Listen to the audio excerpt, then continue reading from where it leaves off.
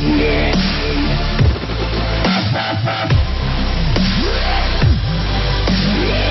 Chinese laborer sorts plastic bottles for recycling in Dong Xiao Kou village on the outskirts of Beijing. Fred Dufour, AFP. Getty Images. Less than 2 weeks after a pilot whale died off Thailand with 80 plastic bags in its stomach, 3 major companies, SeaWorld, Ikea, and Royal Caribbean, have vowed to remove plastic straws and bags from their properties. The companies are now linked to a host of businesses, governments, and others across the world that have joined an effort to dramatically reduce the 8 million metric tons of plastic that reach and pollute oceans each year, one garbage truck into the ocean every minute, according to a 2016 report released by the Ellen MacArthur Foundation. The corporate activism is evidence that a fledgling movement to ban plastic straws, which sprang from outrage over plastic's impact on the environment and animals, continues to stir. Movement organizers have recruited everyone from the Girl Scouts to New England Patriots quarterback Tom Brady to Indian Prime Minister Narendra Modi, who, on World Environment Day last Tuesday, announced his nation's effort to eliminate single-use plastic by 2022. Let us all join together to beat plastic pollution and make this planet a better place to live, Modi urged. His call to action apparently did not fall on deaf ears. SeaWorld Entertainment Inc. announced Thursday that its 12 theme parks had removed all single-use plastic drinking straws and single-use plastic shopping bags. In a statement, Interim Chief Executive John Reilly called the move a testament to our mission to protect the environment, the ocean and animals, which are currently threatened by unprecedented amounts of plastic pollution. The same day, Royal Caribbean Cruises Ltd said its fleet of 50 ships will ring in 2019 free of plastic straws. That includes luxury liners under all of its brands, including Celebrity Cruises, Azamara Club Cruises and Royal Caribbean International. For over a year now, RCL ships have begun implementing a straws upon request policy, a statement said. That program will be taken a step further by the start of 2019, when guests requesting a straw will receive a paper straw instead of a plastic one. Guests will get wood stirs for coffee and bamboo garnish picks as part of the drive to reduce trash. By 2020, IKEA said its stores will no longer hand out plastic bags or straws as part of an effort to become people and planet positive within 10 years. Lena Pripp-Kovac, the furniture giant's sustainability manager, said moving forward, IKEA will design all products from the very beginning to be repurposed, repaired, reused, resold, and recycled. IKEA plans to take the effort a step further by introducing low-cost home solar products and even offering vegetarian food selections at its in-store cafeterias. On July 1, Seattle will become the largest U.S. city to cut out all plastic straws and eating utensils in restaurants, while the California General Assembly is weighing legislation to ban straws and plastic bags statewide. Across the Atlantic, British Prime Minister Theresa May has announced her government will introduce a ban on the sale of plastic straws, stirs and plastic-stemmed cotton swabs throughout the United Kingdom. The European Commission also has proposed rules banning 10 single-use plastic products throughout the entire European Union. Its caveat: alternatives would need to be readily available and affordable. In Europe, where the push for environmental sustainability and conservation movement is stronger than in the United States, Starbucks agreed recently to phase out all plastic straws and cutlery.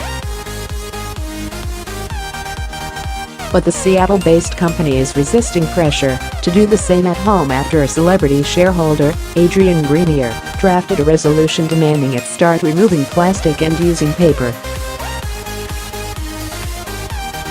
Starbucks has offered a $10 million grant to any group or individual with a workable idea for an environmentally friendly cup. McDonald's shareholders voted overwhelmingly last month against a proposal that its restaurants stop providing straws. The company said in a statement it is offering straws that can be composted at some locations, while we work with packaging experts to develop a planet-friendly, cost-effective answer for all McDonald's restaurants. The Global Plastic Pollution Coalition estimated last year that 1,800 restaurants, organizations, institutions and schools worldwide have gotten rid of plastic straws or implemented a serve straws upon request policy, said Jackie Nunez, founder of a group called The Last Plastic Straw. In addition to the pilot whale that died June 1 after swallowing the dozens of plastic bags, which weighed 17 pounds at autopsy, a sperm whale that had ingested an estimated 65 pounds of trash was found dead in April on a Spanish beach. The anti-straw campaign exploded after a YouTube video of a sea turtle with a straw stuck in its nose went viral in 2015. The video, which featured a cringe-inducing effort to pull the plastic out of a bloody nostril, has been viewed more than 26 million times. Plastic production has surged from 15 million tons in 1964 to more than 310 million in 2014, and is expected to double over the next 20 years, according to that 2016 report. Like straws, plastic bags are easily swept upward by winds and deposited in drains that lead to open water. Humans didn't really evolve around straws. It's not like we have to consume fluids with this appendage. What is this? Asked Catherine Greener, Vice President of Sustainability for Xanterra Parks and Resorts, a concessions company that partners with the National Park Service to provide food and lodging at the Grand Canyon, Rocky Mountain and other national parks. It offers straws, but asks patrons to not use them. Discarded plastic straws. Ellen Lockhart of Two Oceans Aquarium. Paper straws were invented more than a century ago by Marvin Stone, a Washington man who did not like how the traditional ryegrass straw people used for drinking would disintegrate and leave gritty residue in his mint juleps. He wrapped strips of paper around a pencil, glued the strips together, and test-marketed the contraption, and in 1888, the disposable straw was born, according to the Smithsonian Institution's Lemelson Center for the Study of Invention and Innovation. The new paper straw was limited mostly to hospitals, which used it to avoid spreading disease. Usage widened in the early 1900s as a polio epidemic prompted people to avoid putting their mouths on others' drinking glasses. In the 1960s, restaurants began offering a disposable plastic straw. It is a convenience people use arbitrarily. Millions drink soda from a glass with a straw, but not beer. Hot coffee drinkers gulp directly from cups, but stick straws in iced coffee. Bar hoppers drink highballs from a glass, but mixed cocktails come with a straw.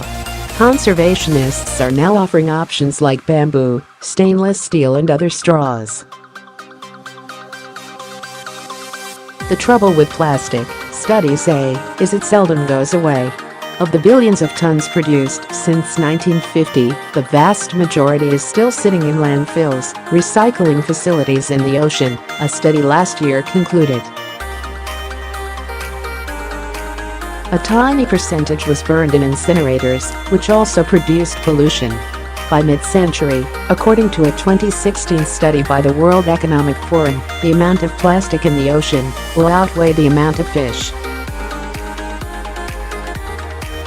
Plastic abounds on the high seas because about a third of what humans produce escapes collection, about 5 bags filled with plastic for every foot of coastline in the world. Researchers at Cornell University, the University of Washington, the Hawaii Institute of Marine Biology, and other institutions reported last year that they had found plastic on a third of the coral reefs they surveyed in the Asian Pacific.